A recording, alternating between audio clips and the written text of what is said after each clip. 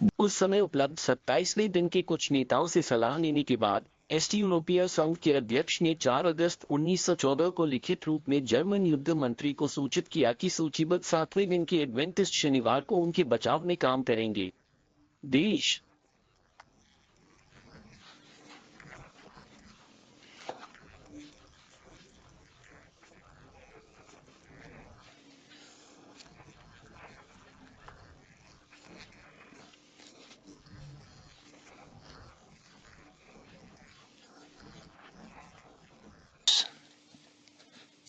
अधिकांश सदस्यों ने बुलाए जाने पर विधिवत कार्य किया। हालांकि उनमें से कई ने अनुरोध किया और उन्हें गैर लड़ाकू सेवाओं जैसे मेडिकल कोर या रेड क्रॉस इकाइयों को सौंपा गया।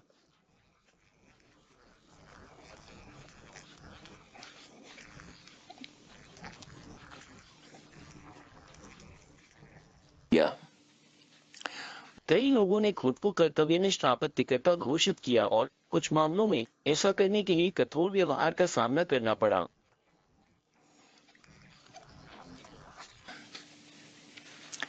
27वीं डे चर्च की बाइबल टिप्पणी खंड 10 पाजा 1183 1976 संस्करण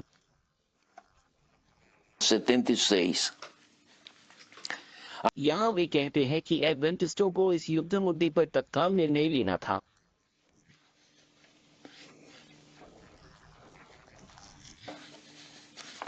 नहीं, उन्हें युद्ध के मुद्दे पर कोई निर्णय नहीं लेना था। संप्रदाय का निर्णय शुरू से ही दृढ़ता से स्थापित था, यानी युद्ध में भाग लेने के खिलाफ एक स्थिति।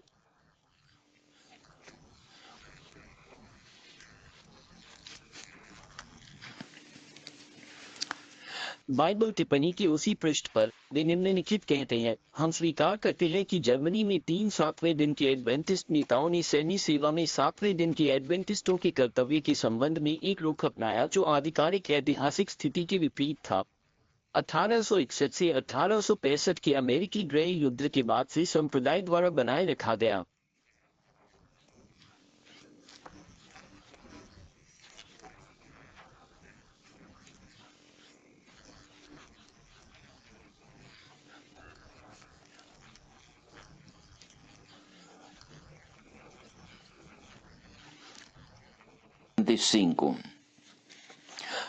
आइए ध्यान दें कि वे स्वीकार करते हैं कि जर्मनी के नेताओं ने संप्रदाय द्वारा बनाए गए आधिकारिक ऐतिहासिक पद के विपरीत रुख अपनाया।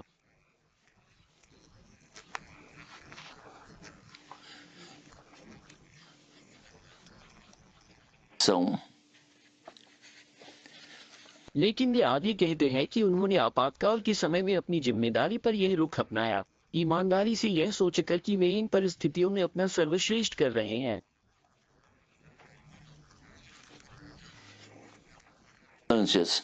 लेकिन इसे सेवेंथ डे एडवेंटिस्ट चर्च की किसी अन्य समिति या परिषद द्वारा कभी भी अनुमोदित या समर्थन नहीं किया गया है।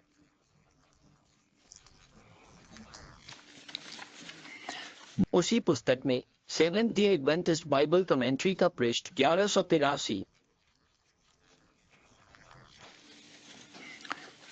विश्वकोश का कहना है कि तीनों नेताओं द्वारा लिया गया पद, जो आधिकारिक और ऐतिहासिक स्थिति के विपरीत था, को चर्च की किसी अन्य समिति या परिषद द्वारा कभी भी अनुमोदित या समर्थन नहीं किया गया है।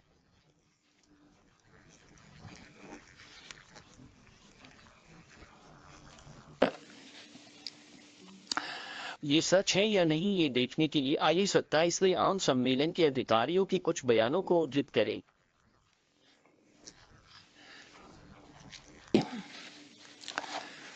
मेरे पास यहाँ अल्डर क्रिस्टियानो के पत्र की एक प्रति है।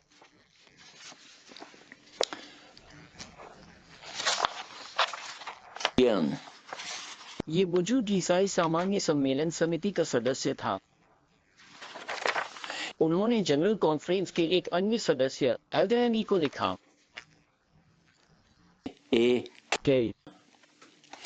और यहाँ इस पत्र में वो निम्नलिखित कहता है, जनरल कॉन्फ्रेंस की समिति ने नवंबर 1915 की परिषद के दौरान इस मामले पर विचार करते हुए घोषणा की कि वे दुनिया के विभिन्न देशों को अपने लिए उन विशेष कानूनों को अपनाना जारी रखने की स्वतंत्रता देंगे।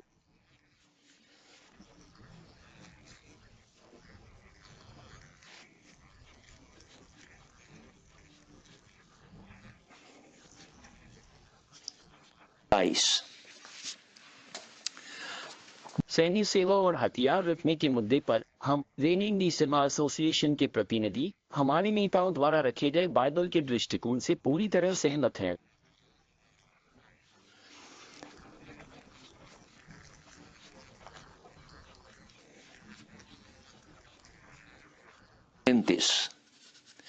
हम इसे एक नागरिक मामला मानते हैं जिसके लिए ईश्वर द्वारा स्थापित सरकारों को अनुरोध करने का अधिकार है, जैसा कि 1 पीटर 2:13 और 14 और रोमियो 13:4 और 5 में उद्धृत किया गया है।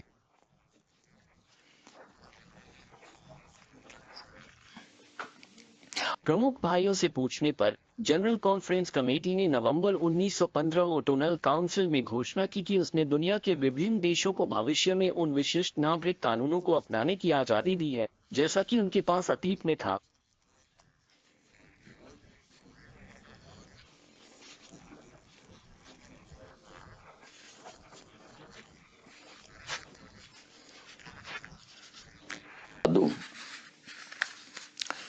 एल्डर डैनियल ने इसी बात की पुष्टि की और यह प्रोटोकॉल पृष्ठ 59 और 7 में दर्ज है।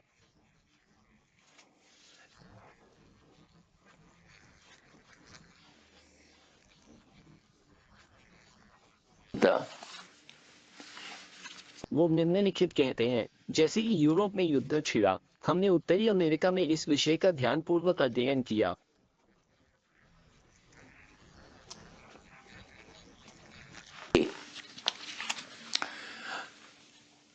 Em 1914 से 1918 में युद्ध के दौरान युद्ध की शुरुआत में जनरल कॉन्फ्रेंस ने वहां होने वाले मामले की जांच के लिए एल्डर विलियम स्पाइसर को यूरोप भेजा।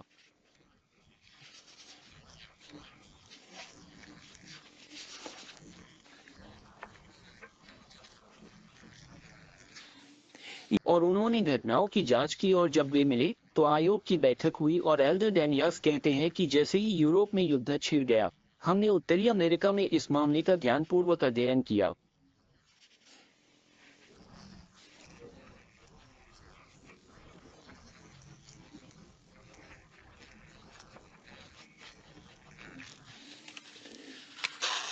और परिणाम क्या हुआ? उन्होंने क्या निर्णय लिया?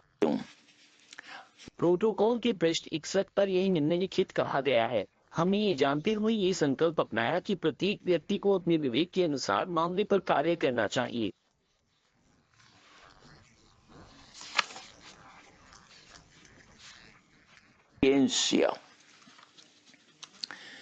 पृष्ठ 62 और 63 पर मैंने निम्नलिखित पढ़ा, इसलिए कुछ भाई ऐसे थे जिनके मन में अपने देश के प्रति प्रेम की भावना थी और वे मोर्चे पर जाकर लड़े।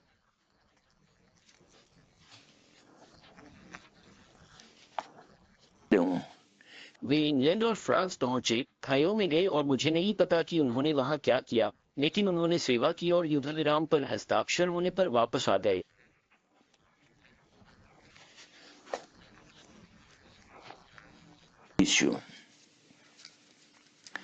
आगे बढ़ने के विभिन्न तरीकों के संबंध में अपने भाइयों के प्रति हमारा दृष्टिकोण क्या था? हमने कहा कि हम दूसरों के लिए सचेत नहीं रहना चाहते। हम स्वयं को गैर निराको घोषित करके अपने दृष्टिकोण को परिभाषित करते हैं। हमने युद्ध की जरूरत नहीं समझी। हम युद्ध की निंदा करते हैं और इसके खिलाफ हैं। हालांकि हमें प्रत्येक नागरिक को सरकार के प्रति उसकी अंतरात्मा के अनुरूप रवैया अपनाने का विशेषाधिकार देना चाहिए।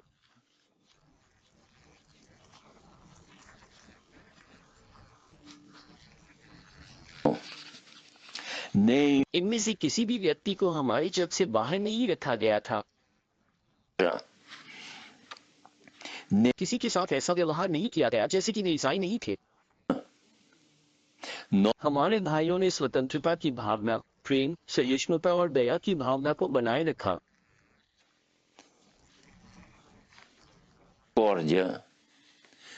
हमने महसूस किया कि हम खुद को उस व्यक्ति की अंतरात्मा और चर्च के बीच नहीं रख सकते।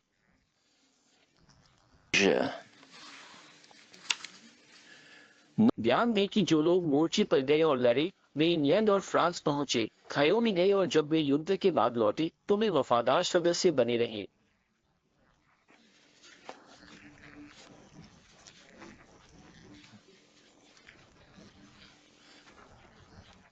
Gnus.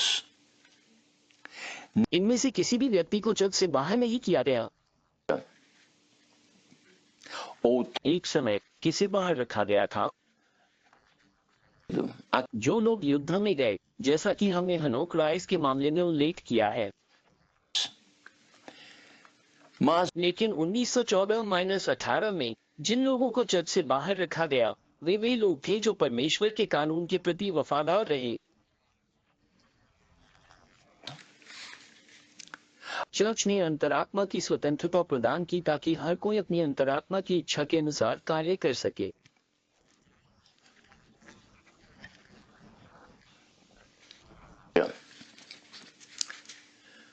ईश्वर अपने कानून का उल्लंघन करने की अंतरात्मा की स्वतंत्रता को किस प्रकार मानता है? आइए पढ़ते हैं प्रेरित कलम की कुछ प्रशंसाएं। nada.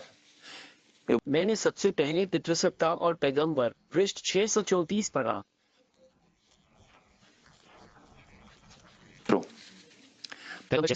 पितृपुरुष और पैगंबर प्रे 34. 634। Deus परमेश्वर ने मनुष्यों को अपनी आज्ञाओं से हटने की स्वतंत्रता नहीं दी।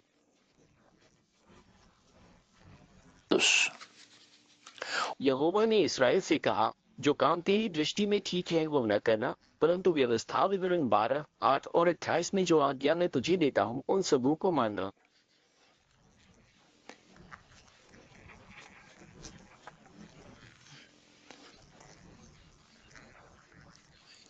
Espírito. अपने कार्यों में अनुसरण करने के लिए किसी भी मार्ग पर निर्णय लेते समय हमें यह नहीं पूछना चाहिए कि क्या हम देख सकते हैं कि इससे बुराई होगी, बल्कि यह पूछना चाहिए कि क्या ये ईश्वर की इच्छा के अनुरूप है।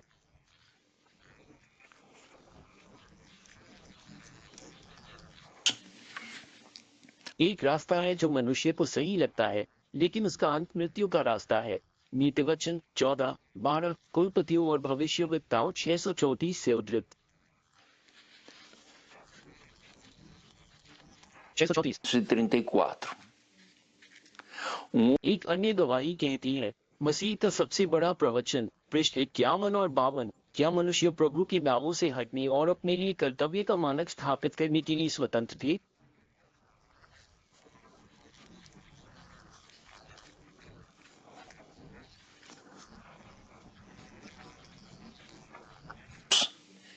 और क्या विभिन्न आत्माओं के अनुकूल होने के लिए मानदंडों में भिन्नता होगी?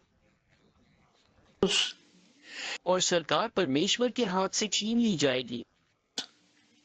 मनुष्य की इच्छा सर्वोच्च हो जाएगी और भगवान की उच्च और पवित्र इच्छा, अपने प्राणियों के प्रति प्रेम की उसकी योजना का अपमान, अनादर किया जाएगा।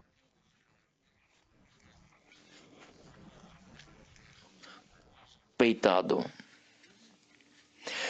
जब भी मनुष्य अपने तरीकों को पसंद करते हैं, वे स्वयं को ईश्वर के साथ संघर्ष में डाल देते हैं। उनके लिए स्वर्ग के राज्य में कोई जगह नहीं होगी, क्योंकि वे इसके सिद्धांतों के खिलाफ युद्ध में हैं।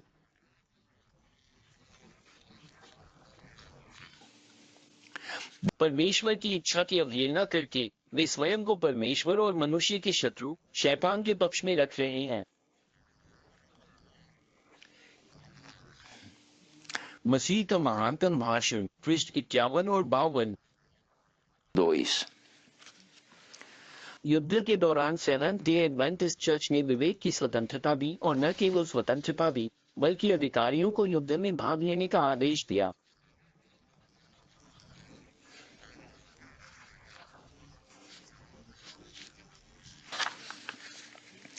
अगस्त 1914 में यूरोपीय प्रभाग के सचिव ने एक परिपत्र पत्र वितरित किया जिसे हम पढ़ने जा रहे हैं।